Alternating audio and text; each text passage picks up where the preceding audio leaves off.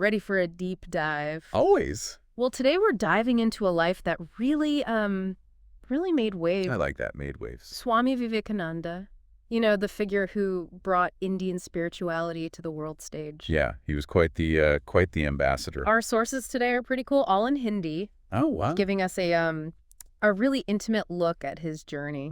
That's special. You know what's fascinating is just how early he kind of burst onto that world stage. Oh, yeah. So picture this. 1893, the World's Parliament of Religions in Chicago. Big stage. This young monk from India steps up, Okay. starts his speech with, "My American brothers and sisters." Oh, I've heard about this. And the place goes wild. Wow. Talk about making an entrance. He knew how to make an impact. That's what we're exploring today. The impact, yeah. So where do we even begin with a life this big? Well, like a lot of great stories. Yeah? It starts with his childhood. Born Narendranath Datta in 1863 Okay. in Kolkata. I've heard it's a vibrant city. Oh, it was already buzzing with ideas even back then. Really? And his family, well, they were a mix of traditional and modern. Like his parents had totally different outlooks. Exactly. His father was a lawyer, very progressive. Mm-hmm.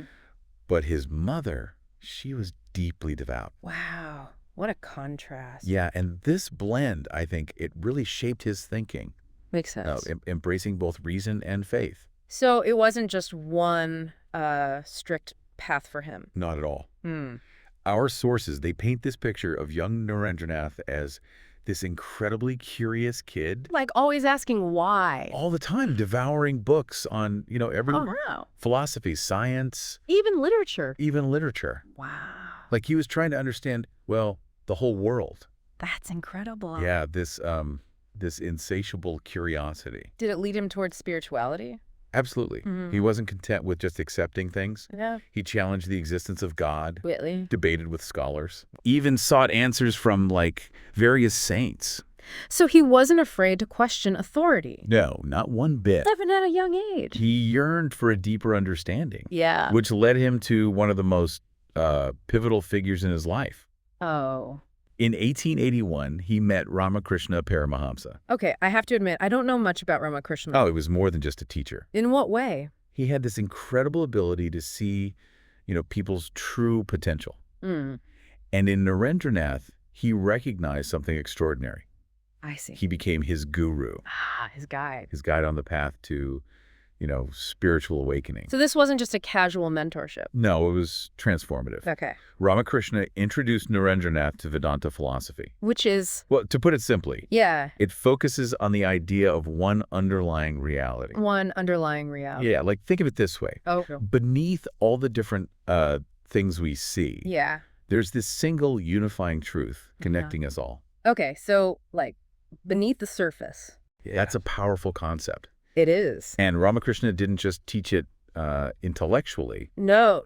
He embodied it. He embodied it. Wow. Helping Narendranath experience this unity. Firsthand. Firsthand. That makes his impact even more powerful. Exactly. It wasn't just theory. It was lived experience. Yeah, that's pretty profound. It had a deep effect on Narendranath after Ramakrishna's death.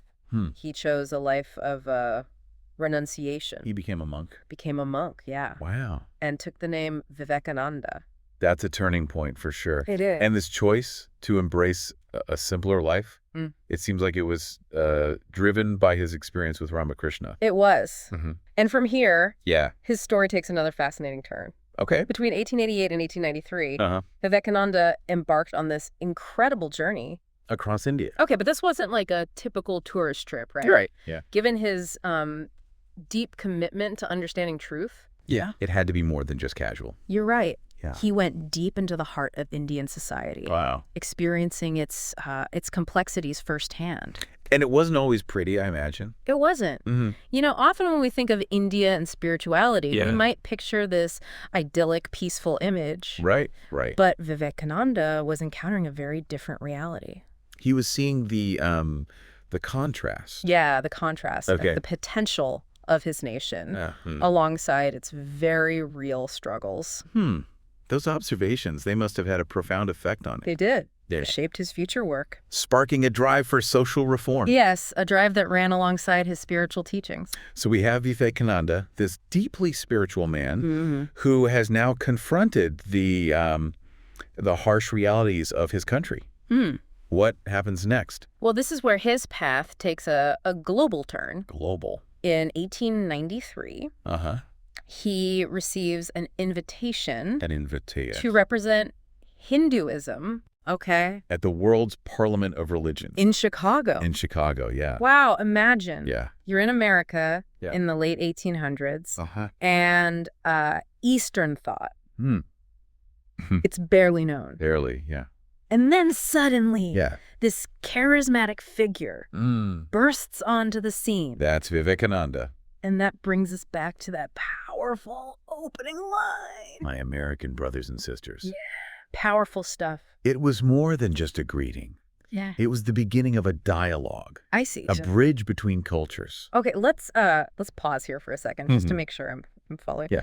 We've got this young Vivekananda shaped by a unique upbringing, a deep spiritual connection with his guru, and now a firsthand understanding of India's complexities. Yeah. He's about to step onto a global platform. He is. This feels like a real turning point. It is. These early experiences, they really set the stage. They do. For his rise as a global spiritual leader. Right. And in the next part of our deep dive, we'll explore how he took that stage and changed the world's perception of Indian spirituality. I can't wait. It's quite a story. It is. Yeah. So last we left off, Vivekananda was about to make his debut at the Parliament of Religions. Yeah, it was a clash of cultures for sure. I can only imagine. But Vivekananda, he wasn't fazed. Really? Not at all. He spoke with, such eloquence and conviction, conveying the essence of Vedanta philosophy. But in a way that... in a way that resonated, yeah. Across cultural boundaries. So instead of getting bogged down with all the complex terminology, he made these ideas accessible. Precisely. He emphasized the universality of spirituality. The idea that beneath the surface of different religions, there's this shared human quest. A quest for truth, and connection with the divine. So it's like finding that common thread. Yeah, that common thread. That connects us all. Exactly. Regardless of our specific beliefs. Right. That's powerful. And his message of tolerance and understanding between religions. Especially at that time. Yeah, it's a time when religious differences, they often led to conflict. So he wasn't just presenting Hinduism in isolation. Yeah. He was highlighting its connection to a broader human experience. We got it. Yeah. His speeches, they were a sensation. Really? People were captivated. Wow. He didn't shy away from tough questions. And his charisma, it just captivated audiences. Suddenly everyone wants to learn more about Vedanta. Yeah, yoga, the richness of Indian spirituality. It's amazing how one person can shift perceptions. It is. So dramatically. Did this newfound fame, did it change him? Fame, perhaps, but his core message, it remained consistent. So he wasn't just there to spread knowledge about Eastern spirituality. Right. He was also advocating for the upliftment of his people back home.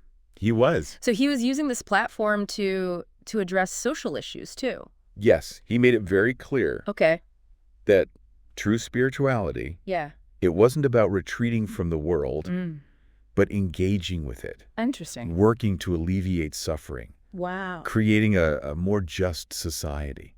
He had a quote about this, didn't he? He did. He said, and I'm paraphrasing here, helping a man to realize his own divinity is far greater than pouring 1 million gallons of Ganges water on his head. I love that. It's powerful. So it's about empowering people to find their own inner strength and use it to make a difference. Exactly. And that's what he set out to do when he returned to India. In 1897. His travels throughout the country, they really opened his eyes, didn't they? They did, to the challenges faced by ordinary people. Yeah. He knew that real change had to happen on the ground level. This is where his role as a social activist comes in. Yes, he wasn't content with just being a spiritual teacher. He saw the effects of, poverty, illiteracy, social divisions. And he was vocal about these injustices. Oh, he didn't hold back in his criticism. Mm-hmm. He condemned, ignorance, casteism, religious fanaticism. Calling them obstacles to India's progress. Obstacles, yeah. Was he advocating for, like, a complete overthrow of the system? Not exactly. Mm-hmm. While he was revolutionary in his thinking, his approach to social change, Yeah. it was more about evolution Evolution. than revolution. I see. He believed in empowering people from within, Okay. awakening their self-confidence, Yeah. encouraging self-reliance. So education was a major focus. Absolutely. Yeah. He often said, education is the manifestation of perfection already in man. Wow. He believed that education, well, it was the key The key. to unlocking individual and national potential. Enabling people to, Break free. break free from ignorance. And create a better future. Exactly. And this wasn't just talk. It wasn't. He put these ideas into action. He did. In 1897, Okay. he established the Ramakrishna Mission. Named after his guru. And after his guru, yes. It's a testament to his commitment It to is. social change. Focusing on providing, education, Health, yes. healthcare, spiritual guidance. Especially to the underprivileged. Especially to the underprivileged. It's inspiring to see how he took those concrete steps to create lasting change. And the Ramakrishna Mission, it's still active today. Really? Carrying on his legacy of service. That's remarkable. It is. It's a testament to the enduring power of his vision. He really wanted to create an institution that would empower people to help themselves. To become agents of change. And it's still doing that today. A century later. That's incredible. So we've talked about his focus on education. But his advocacy for social change went beyond that. It did. Didn't he also champion the cause of women's empowerment? He absolutely did. He recognized the crucial role of women. In society. In society, yeah. Yeah. Believing that a nation couldn't truly progress without unlocking their potential. So he was a vocal advocate for women's education. He was. And equal rights. Yes, challenging traditional patriarchal norms. For his time, that must have been quite radical. It was. He had a quote about this too, right? He did. He famously declared, the idea of perfect womanhood is perfect independence. Wow, powerful stuff. He envisioned a society where women, they were treated with respect. Given equal opportunities. Equal opportunities. To develop their talents. And contribute to the world. So he addressed these pressing social issues. He did. While also presenting these profound spiritual teachings. Yeah. Were there any particular ideas or concepts that seemed to resonate most strongly with people? Well, at the heart of his message was the idea of self-realization. Okay. The understanding of the divine spark. Yeah. It exists within each individual. And then each of us. Yeah. And this wasn't some abstract concept. He believed it was attainable. Through effort, self-discipline, and a deep understanding of one's own nature. So it's not just about believing in God. It's about realizing your own potential. Exactly. As a reflection of that divine spark. Yes, and he wasn't a fan of passivity. No. He famously urged people, arise, awake, and stop, not till the goal is reached. I've heard that one. He believed that true strength, it came from within. From within. Encouraging self-reliance and a proactive approach to life. It's that take charge of your destiny kind of message. It is. But it wasn't just about individual achievement. He also emphasized the importance of service. Yes, seeing the divine in all beings. Yeah. Working for the betterment of others. It's interesting how he balanced that. The focus on individual potential with the need for collective action. And social responsibility. It was all interconnected for him. It was. He saw spirituality as a force that should empower us to engage with the world. To tackle challenges. To work towards a more just and compassionate society. And he didn't shy away from science either. No, he did. He saw the value in both scientific and spiritual understanding. He didn't see them as conflicting forces, but as complementary. Ways of understanding the world. He often said religion is the science of the soul. I like that. Yeah. He believed that science could illuminate the physical world. Right. While religion could provide insights into the spiritual realm. It's a message that resonates even more today. It does. In a world where science and spirituality are often seen as being at odds. Absolutely. His vision was one of inclusivity and unity, recognizing the inherent value of all perspectives, and striving for that harmonious balance between seemingly opposing forces. It's a powerful vision. It is. It's tragic that his life was cut short. At the age of 39. 39, yeah. But in that relatively short time, he managed to make a profound impact. He did. And even though he passed away in 1902, his legacy, it's continued to grow. His death wasn't an end.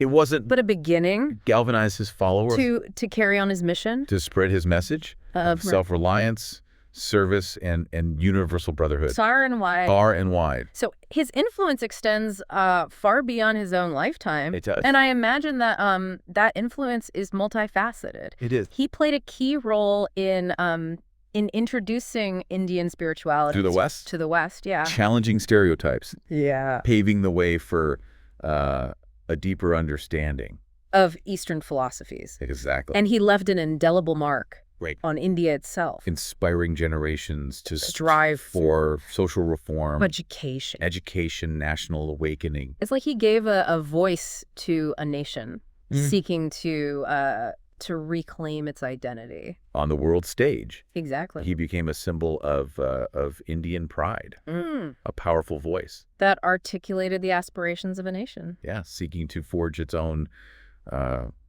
path. In the modern world. In the modern world. And he challenged everyone. He did. Both in India and the West. To live up to their highest potential. It's a powerful legacy. It is. And it really makes you wonder, what is it about Vivekananda that continues to inspire people? Even today. Even today, yeah. What makes his message so enduring? Well, I think it's his ability to connect the personal with the universal. Okay. He challenged us to look inward, to realize our own divinity. But also calling us to action. To action. Yeah. To serve others. To work towards a better world. It's a message that transcends time and culture. It does. And it's not just a feel-good message. Yeah. It's a call to action. A reminder. That we each have the power to make a difference. You got it. And that's what makes his legacy so powerful. It's not just about admiring his achievements. Right. But about taking inspiration from his life. And applying his teachings to our own lives. Yeah. So how do we take these powerful ideas and make them relevant to our everyday lives? That's the question, isn't it? What can we learn from Vivekananda? That can help us navigate the challenges of our world. Let's explore that in the final part of our deep dive. Yeah. Okay, so we've covered a lot of ground. We have. From his childhood curiosity to his global impact. It's quite a journey. It is. Yeah.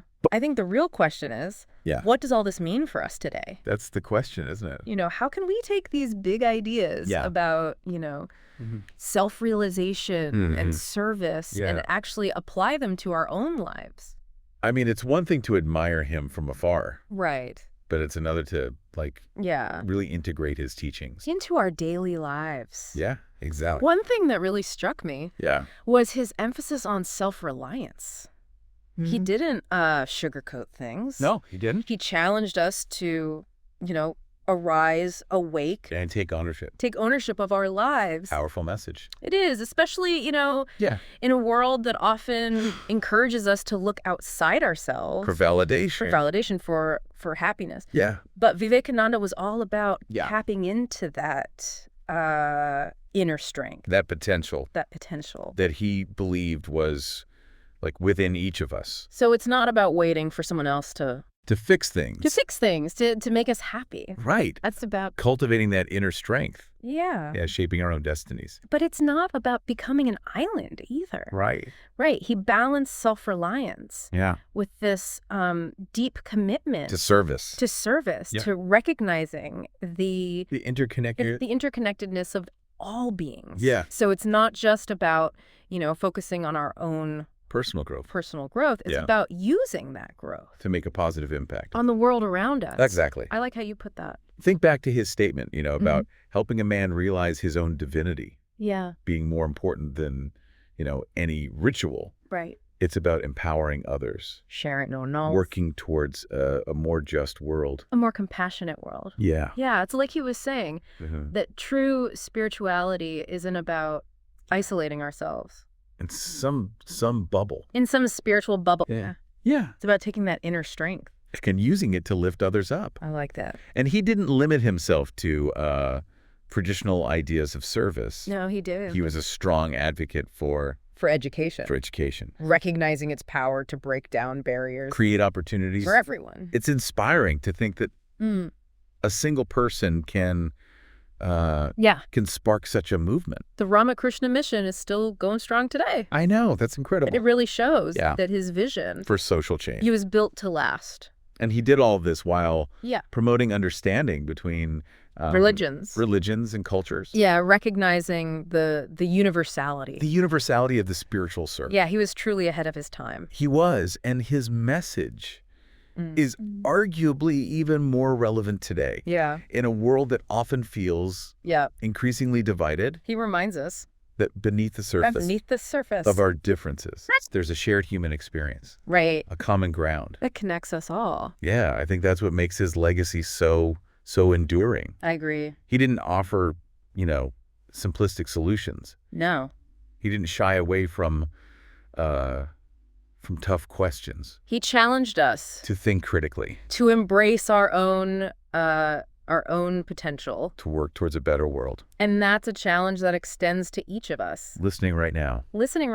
Yeah. His life is a powerful reminder that we all have the capacity to make a difference, no matter how big or small. It starts with that inward journey. Cultivating self-awareness. Tapping into our own inner strength, and then channeling it outwards. Yeah, using it to serve others. To create a world that reflects the values of compassion. Understanding, unity. Which Vivekananda so passionately championed. He didn't leave us like a step-by-step guide. No. But his life. It provides a roadmap. Yeah, a roadmap. Paved with courage, conviction. A deep commitment to making the world a better place. As we wrap up this deep dive, I'm curious, what's resonating with you? Yeah, what sparked something inside you? Maybe it's his call to self-reliance. His dedication to service. His vision of a more united world. Hold on to that spark. To let it inspire you. To think differently. To act with purpose. And to contribute your own unique gifts. To the world. Who knows? You might just start a ripple effect. That extends far beyond your own lifetime. Thanks for joining us on this deep dive into the extraordinary life and legacy of Swami Vivekananda.